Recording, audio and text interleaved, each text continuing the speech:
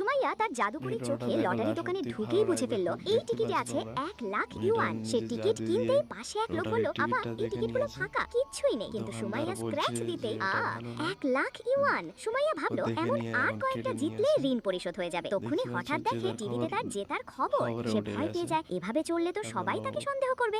না না, তা করা যাবে না। তাই সে চলে গেল পুরনো জিনিসের বাজারে। এক কাঁচা পাথর দেখে বুঝলো এর ভেতরে জেড আছে, দাম 8,000। কাটতেই সবুজ আলো, পুরো সবুজ জেড। দাম উঠলো 40 লাখ, 50 লাখ, শেষে 70 লাখে বিক্রি। এই সময় এক ধনী পরিবারের বখাটে ছেলে দৌড়ে এসে বলল, আপু আপনি আমার গুরু হবেন। সুমাইয়া চমকে উঠল, এই কেমন স্বর! তখনই যেন কাতর মিনতি, আপু প্লিজ একটু সাহায্য করুন। ভালো করে চেয়ে দেখে সুমাইয়া তো অবাক। এই যে হাইসি শহরের সেই ক্ষমতাশালী গু পরিবারের দ্বিতীয় ছেলে, কোটিপতি হয়ে এত অসহায় অনুরোধ। ছেলেটির দীর্ঘশ্বাসে যেন জমে থাকা ক্ষোভ। আমার গার্লফ্রেন্ড আমাকে ছেড়ে বড় ভাইকে